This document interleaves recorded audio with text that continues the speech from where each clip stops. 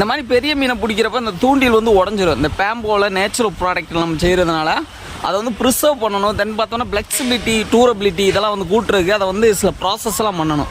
எப்படி பண்ணுறது அப்படிங்கிறத வந்து ஸ்டெப் பை ஸ்டெப்பாக அந்த வீடியோ வந்து அப்லோட் பண்ண போகிறேன். இந்த லெட்டோட அப்ளிகேஷன்ஸ், தென் பார்த்தோம்னா அதோட ஃப்ளெக்சிபிலிட்டியை கூட்டுறதுக்கு என்ன பண்ணணும், லாங் டூரபிலிட்டி, அதோட உழைக்கும் தன்மையை வந்து ரொம்ப நாளைக்கு நம்ம வச்சுக்கலாம்னா என்னென்ன பண்ணணும்.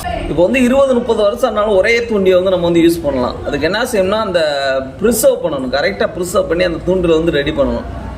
நமக்கு தெரியும் மஞ்சப்பொடியில் வந்து லெட்டு வந்து ப்ரெசென்ட் ஆகிருக்கும். இந்த ஓலைச்சோடியெல்லாம் ப்ரிசர்வ் பண்ணுறதுக்கு இதை யூஸ் பண்ணுவாங்க. அந்த எண்ணெய் கூட போட்டு இதை வந்து கலந்து வச்சிடணும். அப்புறம் பார்த்தோம்னா இந்த மூங்கிலோட செலெக்ஷன்ஸ் பார்த்தோம்னா அந்த மூங்கி வந்து கல் மூங்கி, இங்கே வந்து ஓட்டையே இருக்காது. அந்த மூங்கியாக பார்த்து எடுத்து வச்சுக்கணும். கல் மூங்கியை வந்து எடுத்து வச்சுட்டு அதை வந்து ப்ரிசர்வ் பண்ணணும். இந்த நேராக்கிறப்ப அந்த ஹீட்டில் காமிச்சு கொஞ்சம் ஃப்ளெக்சிபிலிட்டி வருதுக்கு வந்து அப்போ வந்து இது வந்து நேரம் ஆகிடலாம். இப்போ அதுக்கு ரெடி பண்ணிக்கிறேன். இந்த சிப் அடிச்சிருக்கதெல்லாம் கொஞ்சம் வந்து கட் பண்ணி விட்டணும். அப்புறம் அது இந்த ஹீட் பண்ணி நம்ம வந்து ஸ்ட்ரைட்டன் பண்ணுறப்ப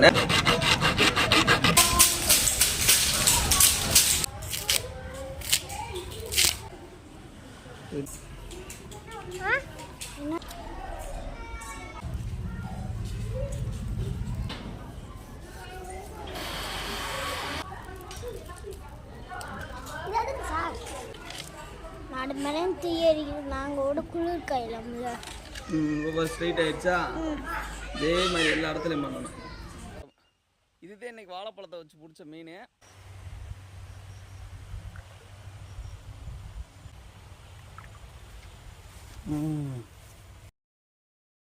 வந்து அந்த கரையில ஏற்றி அதுக்கப்புறம் தான் எடுக்க முடியும். வேணாம் வேணாம் வேணாம், லூஸ் விடுறான், லூஸ் விடு லூஸ் விடு. தூண்டி உடஞ்சுக்கிறாம பார்த்துக்கிட்டேன் பிடிச்சிட்டியா? இந்த தூண்டியிலே பிடிச்சது பிடிச்சாரா கொஞ்சம் வெறுவெட்டு.